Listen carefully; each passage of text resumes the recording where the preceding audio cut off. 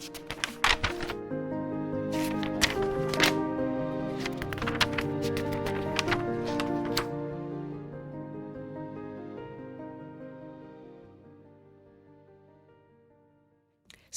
welcome to our new podcast, Unmuzzled Conversations, with me, Christine, and my brother, Stuart. Hi.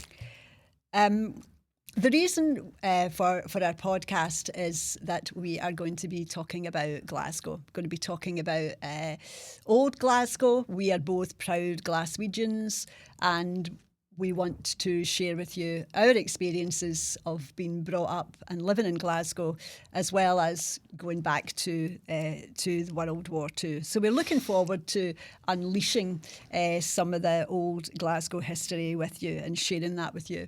The other reason is that we wanted to try to include some of the older citizens in Glasgow into podcasting, because there's such a big part of the community, and I think they're a wee bit left behind. So I felt if we were able to give them some content that they could relate to, then that might bring people into the world of podcasts. Points of reference for people. Yeah, and I think that in some cases, podcasts are made by young people for young people, and I think that it's time to welcome the older citizens in, and I hope that the content we provide is we're able to do that and that we enjoy it. But of course, everybody is welcome. So get the kettle on, pour yourself a drink, relax, spend some time with us. We're going back in time to World War II in Glasgow. So war is declared. What's the next thing that happens then? Well, the next thing that happens is that everyone who's involved in the military is called up. That's Territorial Army and reservists in all the services. They are all called up immediately because the war, although it started on a single day, it was being reckoned for months and months. Yeah. You know, most people, the planners certainly were waiting for it. So, do you think the population of Glasgow were waiting for it as well? Yes, because they had been digging the whole of the UK. They had been digging air raid shelters for a year. Oh, so air raid shelters weren't suddenly built. I'm sure more were built when the war started, but there had been lots and lots of them built throughout the UK before that. So did it start then with sort of almost like volunteers then, Stuart, to join up as well? Yes, they would be encouraged to join up. There'd be posters putting up, as they did in the Great War, to get people to join, and a lot of people did join. Yeah, I get the feeling then that even from other documentaries and things that I've seen, some real patriotism then, Stuart. You know, I got the feeling that men were really proud to go and fight for their country. Yes. And there wasn't a sense of, for most, not wanting to. It was a real pleasure, if you like, to do that. Well, it was a duty. It was a duty. For young men, it's always an adventure. They don't know how horrible it's going to be, so they would join up for that reason. But it's worth knowing as well that for all that the British Empire now is thought as something terrible, in those days it wasn't. Mm-hmm. People were very proud of the empire. And so they would say, well, we're throwing a bit in for the empire as well. Yeah, so they were very patriotic. Most people were. If you wouldn't join otherwise, would you? I mean, why would you join up? But then I guess when conscription came in, then there is the sense that you have to. You have to now. The thing about conscription was it was also conscripting people into jobs that people did not like. I mean, miners, for instance. Right. I can't imagine anybody wanting to be a miner. It seems it's a hard, difficult and dangerous job. Yeah. So some of the conscripts were going down to the mines. And how did they decide, Stuart, who went where? It was just pure luck. It was, literally it was a draw.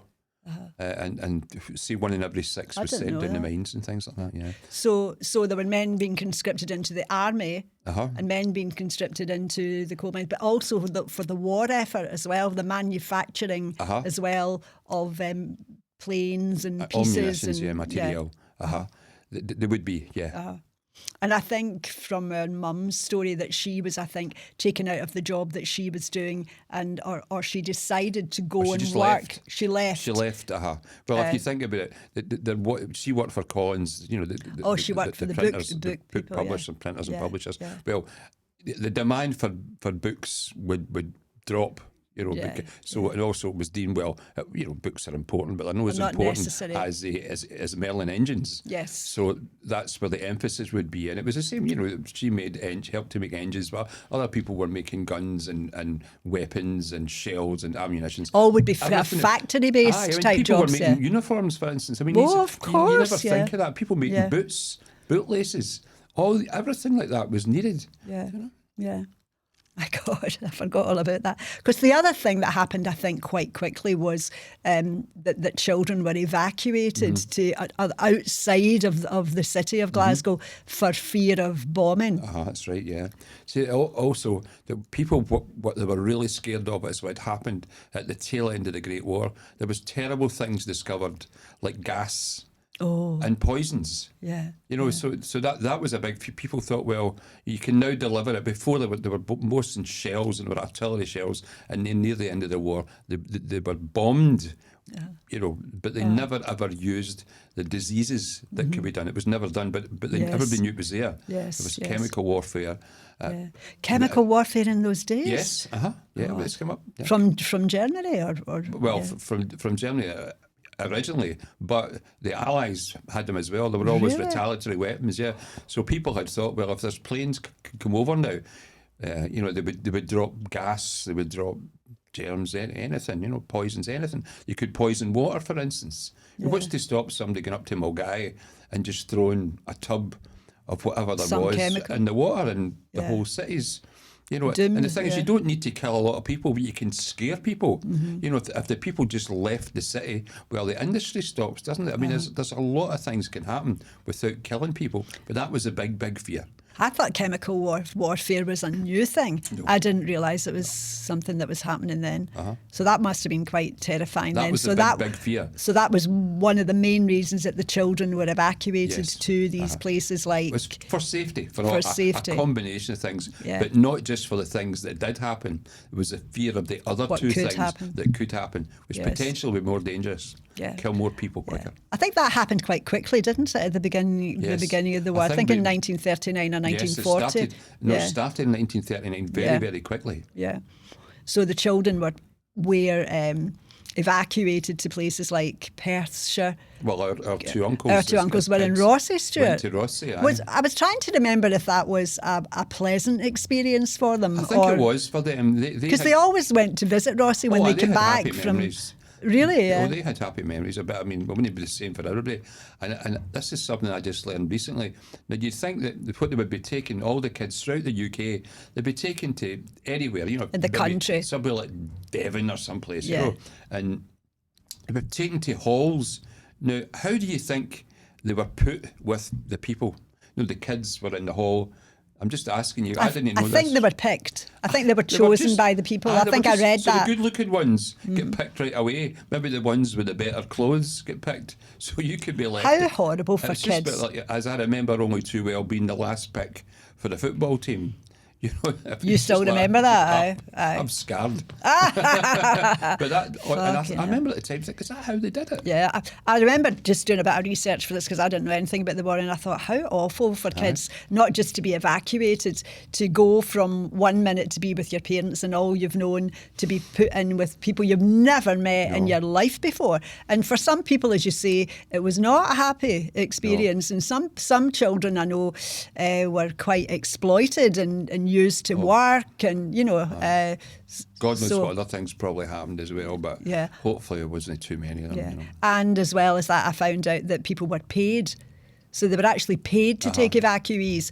And I think there were a certain amount of people that the government deemed as being the right type of people to take children. Maybe if your house was big enough or that was whatever. The criteria, yeah. If you're already a big family and you're a wee house, you're not going to get lumped with a couple of extra kids. But there was also the brothers and sisters, and we have to all remember that in those days there was bigger families. Yes, of course. Maybe 4 or 5 kids was not uncommon of the age. Yeah. So I think they tried to get them to go to single families, but I know it didn't always work. Sometimes people were split up, or families were split up.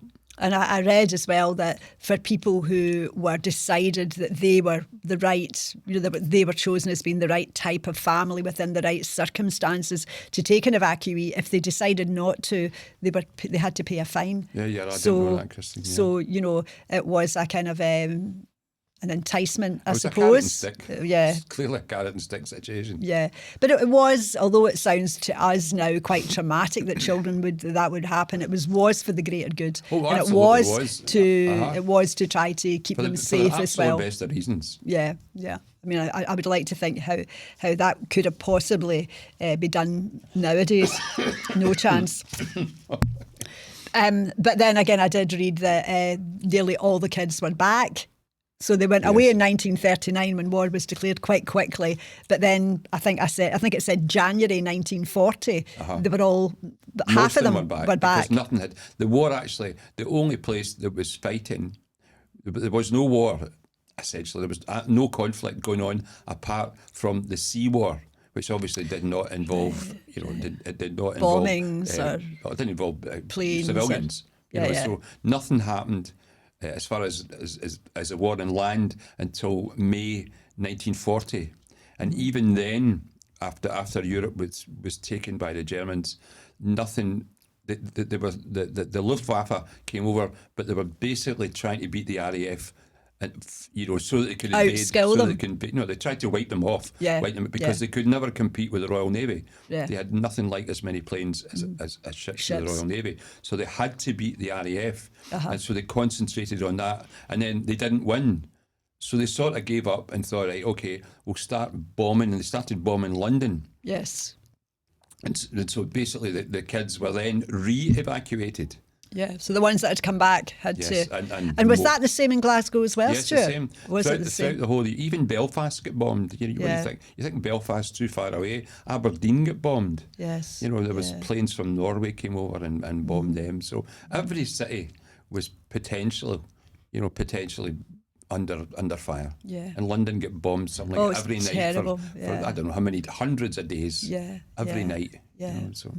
Yeah, I was also looking at the people who were exempt from fighting, the people who had jobs that they didn't have to join up, and those were people in the police and medical, obviously anybody in a hospital, prison officers. And I was interested to know why the Northern Irish people were exempt, and maybe you would explain. It was through the sectarianism. You said they maybe weren't trusted, or... Well, maybe they would maybe cause more grief. It's not to say, but they could still volunteer. But they weren't going to conscript people who wanted nothing to do with the crown. Yeah, of course, and that would be very much the case. British Empire, they did not want them. Yeah. If they wanted to join up, well, that's a different matter. But they were not going to force them to join anything. Yeah, and then of course there were students, there was ministers and priests. Well, more important than the ministers and the priests were the farm workers. Yeah. Shipbuilding workers, shipbuilding industry workers. Yes, people farmers, that's right. People who made trains. Yes. Not the heavy industry that was going in those days. But they still joined up. And again, a lot of people in miners, them especially joined up, and that's why they had to be conscripted. And then women were conscripted. I don't know that, I've got to say, I don't know that they were conscripted. They might have just volunteered to join the land army, the women's land army. There were certain types, a certain criteria for women. You had to be unmarried, and you had to be within a certain age, and you had to be without children. But they were called up to. I do remember that. Yeah, I think it was age 20 to 31. It was quite a small, quite a young age group. But I wasn't in my mind. I couldn't figure out how big of the population that would be. But so I guess it just was everybody. Quite a lot. Yeah, and then you were also talking about the amount of sort of foreign people there would be in Glasgow at that time. Again, throughout the UK, but Glasgow being a hub, Glasgow being a much bigger, it was literally much bigger population-wise than it is now. It was obviously a lot more important because of the amount of industries that were happening in Glasgow. I mean, when we lived in Springburn, there was back in the 60s, there was 3 huge rail yards. All making, engines. Was that the one called the Calais, Stuart? There was a Calais, St Rollocks and Cowlairs. Of course, I remember them all. And that, I think I've got that right. I can't That remember is it was right, that long ago. yeah. But I mean, there was these huge heavy industries that were happening in Glasgow. So with that happening, and also there was French soldiers, Belgian soldiers, Norwegians, Czechs. What were they doing here, Stuart? Were they just ended up escaping. here? Well, they would just be brought here. Escaping as the war continued in Europe, they would just escape to countries where the war wasn't so... Well, there wasn't any. Yeah. Basically, there wasn't many. I mean, there was a couple of countries. There was Spain and Portugal, which were neutral, but you know they were both poverty-stricken countries. I mean, it's obviously safer there than it would be under Nazi occupation. But it's not an attraction to go there. And Sweden, as I said, Sweden was neutral. I don't think they let many people in. I don't know if they took evacuees. Yeah. But it would be very, very difficult to get there. So across the channel is where people came. Yeah. So it was these mostly soldiers. And so would they join the British contingent? Yes, they did. And they would, the ones that wanted to, some didn't. A lot of French got repatriated. Oh. You wouldn't believe they would do that, but they wanted back to their families. Right. But they were immediately conscripted into war work for the Germans. And mostly in Germany. Yeah. So it really wasn't a clever idea to go back. But who knows what pressure the Germans put on them or their families. To bring them back. To get them to come back, And of course there was the conscientious objectors, Stuart, as well. And you were sort of telling me about the different types of conscientious objectors. There was people who they just didn't want to kill anybody. You know, that was a thing. They did not want to kill anybody, but they would do other work in the military. They would do admin work. They would do all sorts of things that didn't put a weapon in their hand.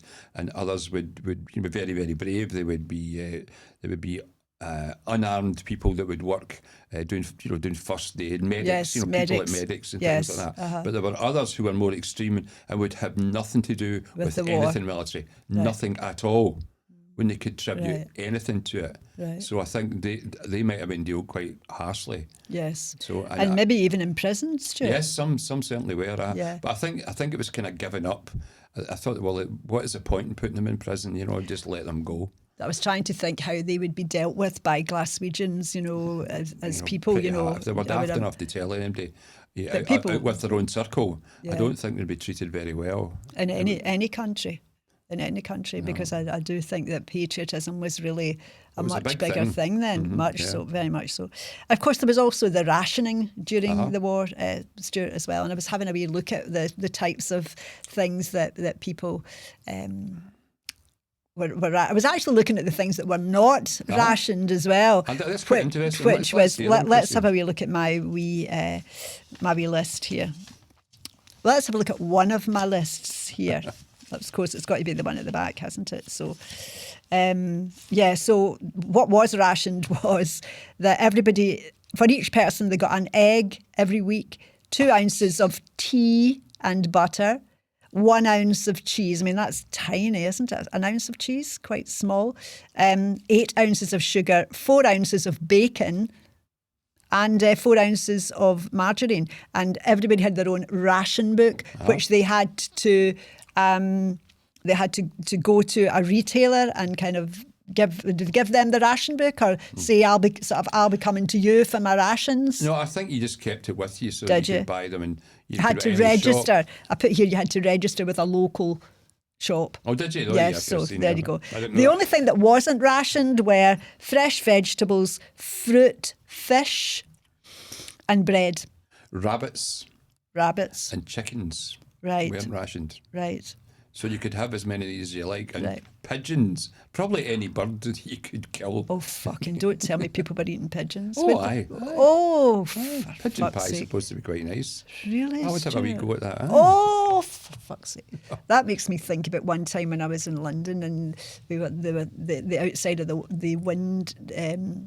The outside of the windows had to be cleaned because there was a lot of pigeon dropping, and the man looked like somebody that stepped out of a spaceship because it's so toxic. And I thought, and so to be eating an animal that is Oh, I don't know. I suppose, how can I possibly judge? I wasn't there at the time, so wire in. And of course, I made a wee note here that actually rationing continued up to 1954.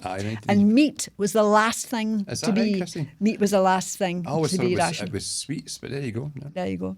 So you mentioned earlier about the air raid shelters, Stuart. So how did that work? Was there one per street, one per house, I did? I think they would try and get they would they count the people in an area, Yeah. and within that area try and build as many as were needed that would allow hold all the them people for capacity. Yeah. And I remember again in Springburn where we lived, and the other side of that wee park behind us in Petershill Road, down towards Hyde Park School, Yeah. there was still lots and lots of them still there. God, In the early 60s. Yeah. Because I mean, there was the big boys used to climb into them, and you think, Jesus Christ, wow. What were they made of, Stuart?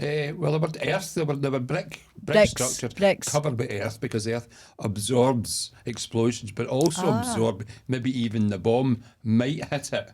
It might deflect it, but it might go off. It would absorb the blast really well, and it might absorb it so well that it didn't go off. But they were brick structures covered in earth. So I suppose it also meant that, I mean, if you, I wanted to come on to talk about restrictions as well, but I suppose if you were out, or let's say you were going to your work and a siren went off, and that would tell you that you had to go and The nearest shelter. So even although they would have been built for capacity for the people living there, it would also be people that were walking by or going to work or whatever that could also just go to the nearest and in one. work areas as well, Kristen, like in the centre of the city, not many people live. So they would have to build shelters that that would encompass workers who were there during the day. Most of the bombs came at night. Yes. Because the Luftwaffe stopped bombing during the day quite quickly because they were getting shot out the skies. Right. But at night it was very, very difficult to hit them. Yeah. So the other thing that people had to contend with were blackouts. So I remember my mum talking about the blackouts, and I was trying to think to myself, would everybody be given some material or something, Stuart? Do They you must think? have been, Christina, because and they had to cover all their windows, didn't they, Stuart? Yeah. And cars as well. Cars just had, I think they were painted. The lights were painted, so there was just a wee strip, a wee horizontal strip. So I might, but the thing about it was there wasn't many cars on the road because petrol was. I mean, I don't think an people ordinary wouldn't person have cars, would be allowed to use their car. Yeah, but would people have cars in those days? People Stuart? would have cars, aye. Not a lot of people. Not a lot, yeah. But a lot of the cars that existed were either donated or conscripted or just put in a garage and left for a few years because you wouldn't get fuel easily at all. I remember Mum telling me that when she was doing her night shifts or finishing her night shifts, and she would be coming out of where she was working, and every person had a small torch, but she had to shine the torch on the ground. She couldn't shine it out. And I thought to myself, it's hard for us to imagine in this day and age that there just would be the whole city in darkness, in blackness. I can't imagine what that must have been like. I can only think it must have been quite frightening. And no lights coming from anywhere at all.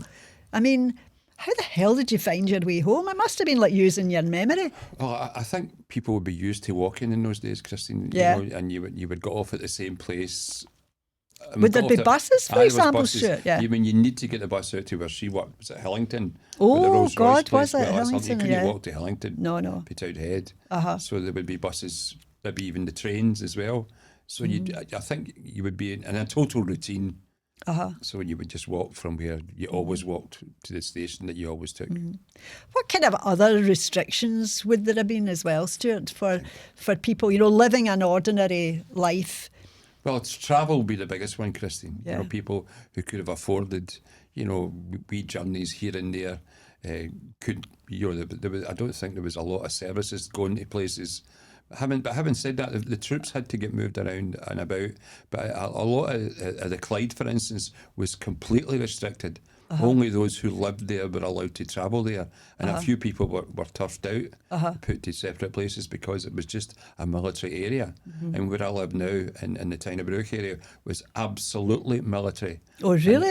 Absolutely, aye. In what sense? Well, it was all being trained. There was constant. Right. I mean, there's people at American Rangers. They were like commandos, and the British commandos. All sorts of people there. all sorts of very, very scary people there.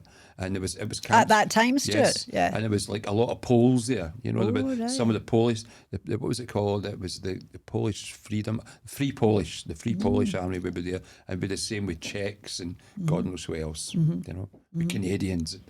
So, I mean, Scotland's got a lot of space and Glasgow's got a lot of space quite near it.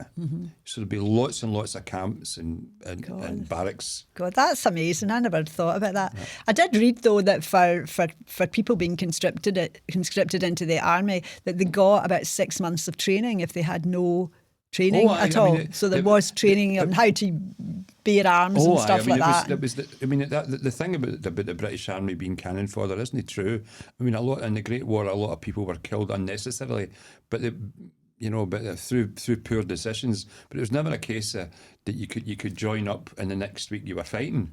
Because and again, I'm just going back to the Great War to use as an example. There was somebody really in the day, you know, it's just like 1916 or something. This guy was a famous film actor, American film actor. The Americans weren't at war till another year, so he wanted to join up. So he came over and he tried to join the British Army.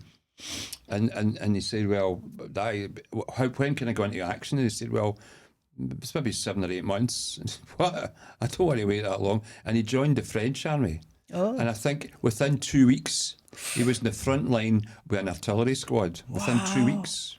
So the British Army trained them. So by the time the Second World War came, largely they decided not to make the same mistakes. So people were even better trained and were not put at the same risk as easily as they were 25 years and maybe before. more competent soldiers as well. I'm just thinking, actually, the guy was a man called Ernest Hemingway. Oh, he wasn't a film star at all. He's a writer. He was a famous writer. Yeah. And he later, when the Americans joined the war, he re-volunteered in the American army and he was an officer quite quickly.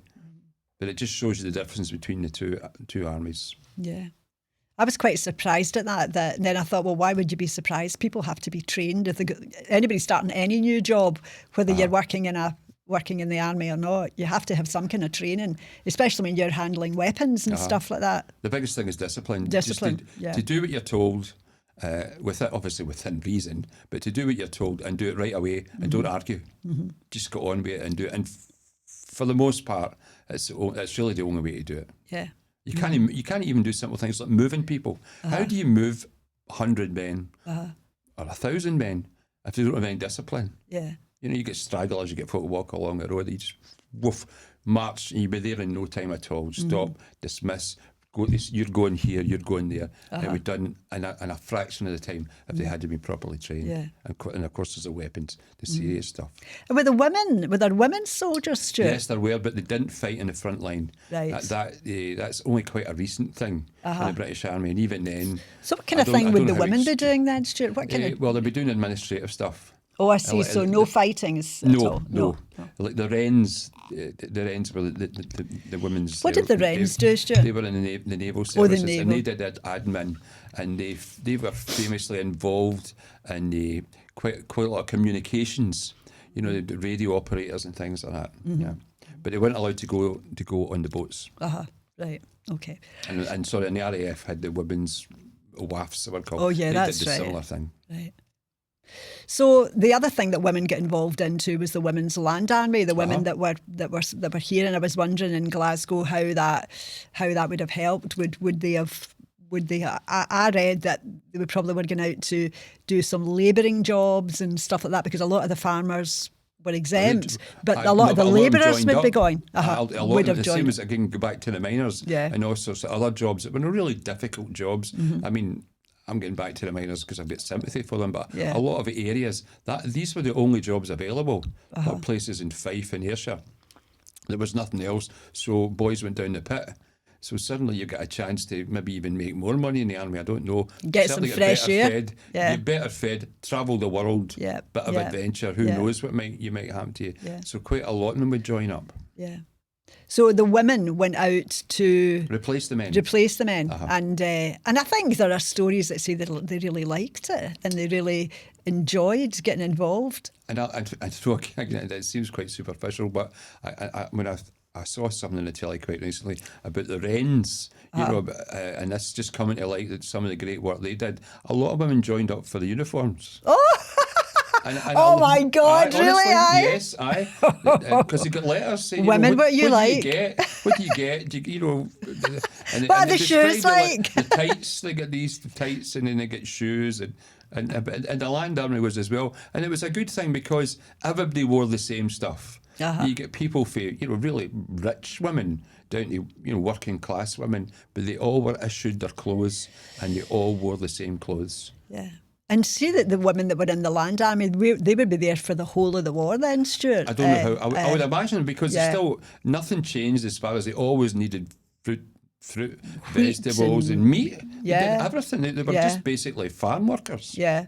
And I mean, looking forward, I think there was a real kind of issue when the men come back, wanted their job, and the women didn't want to give up their jobs. Unfortunately, a lot of them were dumped. They were dumped. Yeah. I know, and again, you compare the two wars. In the Great War, when the war ended, when the Great War ended, they more or less, they demobilised immediately. And so all these guys, they would get some money and they would just, go home and they'd be delighted to get out of it, which was a terrible experience for nearly them all. Yeah. But so they all just landed back in the UK at the same time. Right. And a lot of them didn't get their jobs, or their jobs didn't exist anymore. Because there was even, technological advances then. Yeah. And so they didn't have, but when the Second World War ended, they demobbed people and grades. They would say, well, what do we need now? We need farm workers, we need miners, whatever it is we need. And so locomotive workers, we would let them off, we would demob them earlier. And so, and again, apparently was quite successful. But there was some planning involved in it, as opposed to just saying, like, that's it, you all get a suit, you get some money, and then there's a ticket to go home. You can imagine, though, that the women having taken on quite stoic jobs and making a real difference to the community with their work, and so different from what they had ever done before, would be maybe quite disappointed, though, that came to an end. And they deserve to be as well. And they went back to Glasgow to do what? I mean, women in those days were really housewives, were they not? I mean, women did not work. Yeah. Seriously, I mean, it was that was like you were told. This is what you're, obviously to be as good a person as you can, but your chances of doing well in the world come down to who you marry. And I think as well you needed to be a virgin in those days as well, Stuart, did you not? Well, I don't know, obviously, but I would definitely think so. I mean, I know that in the Arab world, if you're not, you get fucking sent back. I mean, I don't know if that's the case, but I think that's kind of a bit more like how morality was then, wasn't it? I think it wasn't. I'll tell you why. Because if you think there's every chance you're going to be dead tomorrow, you think, well, maybe I'll live a kind of looser life and grab as much fun and enjoyment as I can get. Get my hole now while there's a chance. I'd imagine working for 12 hours in some factory riveting. That's very true, isn't it? Being a welder on a fucking top of a boat in January, I think I'd be looking for as much fun as I could get, with some American guy who'd a few quid to spend. Give you a cake and a pair of nylons or something. That's enough. Come on, up this close. Come on. That's right. Aye. Your luck's in now. Your luck's in. That's enough. So then I was kind of thinking about. I don't remember much more about our mum's story except for sort of where she was working. I don't remember much more than that, really, about how her life was. It was just 12 hours in a week. Yeah. It'd probably be Sunday. Did she go to the dancing, Stuart? Was the dancing still on? So the dancing. Plenty of men to dance with. Aye. And the pictures and all that was. I'm going to come to that in a minute. That was still kind of up and running as well. And what about her dad? Because I don't remember any of his own experiences in the war. He was in the TA. Oh, was he? Right. And they knew there was going to be a war. He told me that. He says there was just a question of when it was going to be. But he went in his 2-week trip, the 2 week that he had to do in the TA, and they went to They went to for the Forth Bridge. What was the name of the place where the Forth Road Bridge is? The wee village. Can't remember. It doesn't matter. Anyway, they were sent there, and then he says at the end of the 2 weeks, the war came. Oh. And he says that was him gone. That's why he joked. It was the longest 2-week camp in the world that lasted 6 years. Right. And where was he posted to, Stuart? He in England. He was in England for most of the time. Was he? And luckily for him, he wasn't in the BEF. That was What's the force, that? the British Expeditionary Force. They were the ones that ended up back in Dunkirk again. So he wasn't with them. But he spent time in Egypt, Stuart, He was didn't he? in Greece. In Greece? In Greece and a few of the Arab countries. And a few, because he definitely came back He's with Italy as well. Because right. I remember his medals. He had the Italian star. Oh, he right. had the African star. Right. And quite a few other medals. Right? Yeah. I just remember his kind of brought back a bit of his love for Egypt and that kind of lifestyle with his dates. You remember he used to have dates, and we never, nobody, if you ever said to people what dates were, they just didn't know. No. That was just sort of a his thing. But Glasgow was quite badly bombed, was it not, Stuart? Or fairly? Clydebank? I'm saying, but it wasn't to the same degree as London. As cities in England. Yeah, I see cities generally like Birmingham, Manchester. It was closer. Yes. I mean, it all comes down to how easy it is to bomb a lot of people quickly and with at least loss to us. So the further you go, the lesser bombs you can drop, and there's more danger for the people that are dropping them. Mm-hmm. But Glasgow was bombed. It was, I think, relatively regularly, but not to the same degree as a lot of the English cities who were plastered time after time. Yeah. London especially. Yeah. So I just read that Clydebank was kind of chosen for obvious reasons. If you were going to bomb anywhere in and around Glasgow, and that one night 650 people were killed in a raid in 1941. So, I suppose it frightens people as well, doesn't it? Do you know, I'll tell you a quick story about that. I went to work, I used to work in the Kittle Herald, and I remember went over to work on the group of papers. The Falkirk Herald, that the Johnson group, we did about 7 papers. Anyway, I went to work and for a few papers in Kirkintilloch, one of them being the Kittle Herald, and that was 1981. And one of the first stories, I was a typesetter, one of the first stories I typeset was that there was a bomber with a 2-man crew, a German bomber found in the Campsies in 1981 that nobody knew was there. You find that hard to believe. Nobody knew it was there.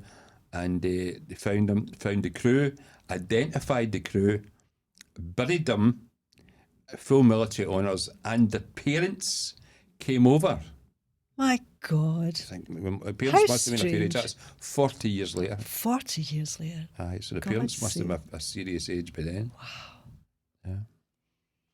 So talking about that, I was reading about how the Germans, what they thought of the Scottish soldiers, and how they called them bloodthirsty savages. That's what I read, and how they were called devils in skirts because a lot of them would be wearing kilts. That's right. Did you say they were quite frightened, Stuart, of this? Frightened, it was one of the things that the Scottish soldiers played up on, because it works. Yes. If you can strike terror into somebody. And how do you think they did that? How do you think I think they were quite fierce people, Yeah.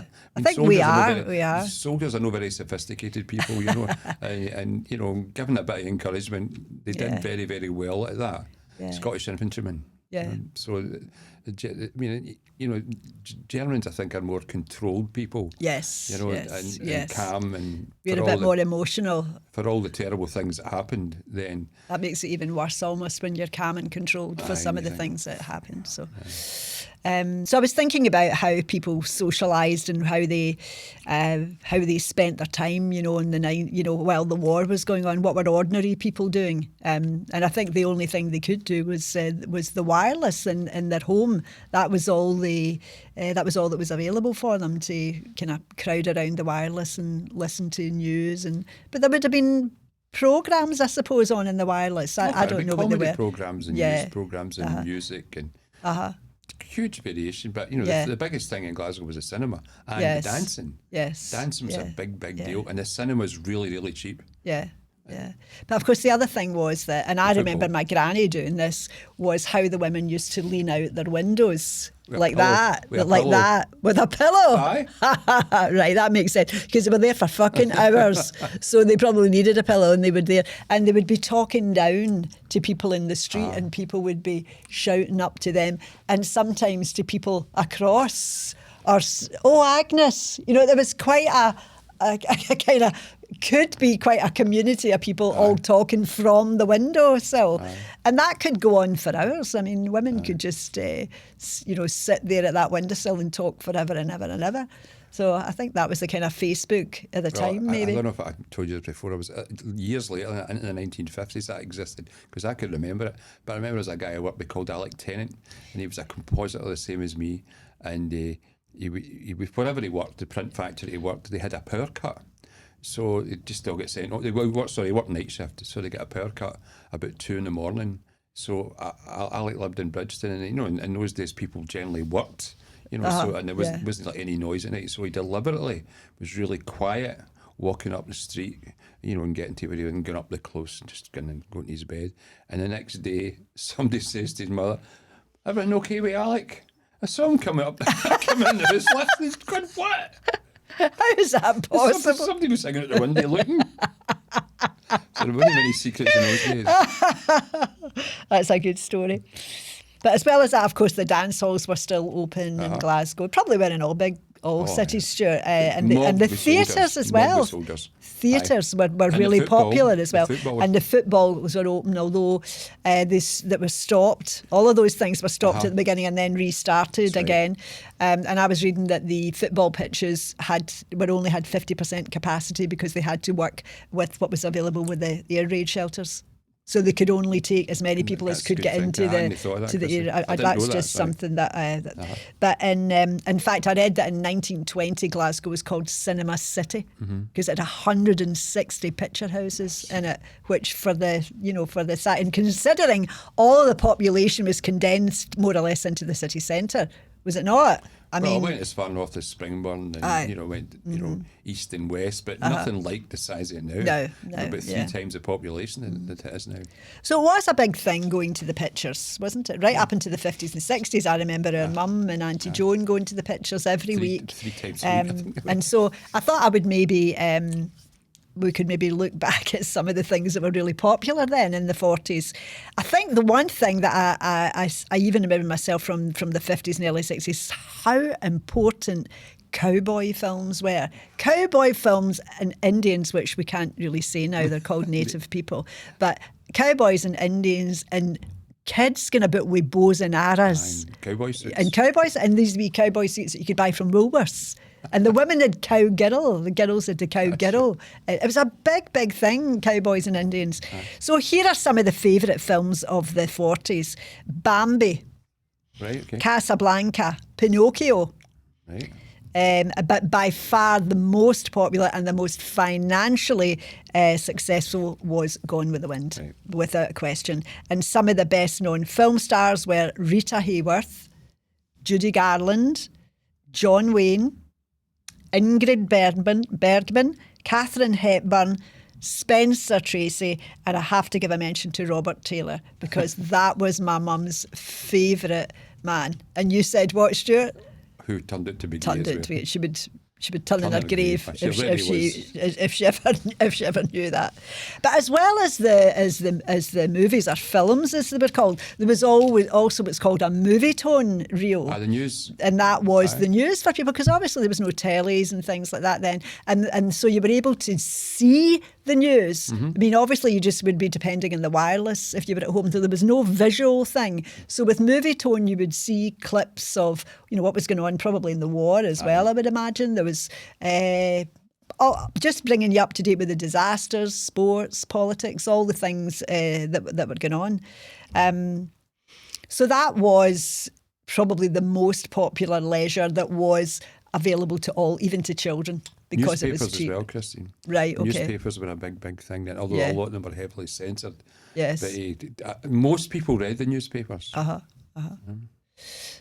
Okay, so I think we're just going to stop that episode there, and we're only kind of halfway through World War II. There's still more to come. Yeah, more people to kill. Well, just actually, most of what's going to happen in the next episode is about people and what they were doing and how they lived and where did they shop, and just to give people a feel of how life was. What was life like for ordinary Glaswegians in the 1940s?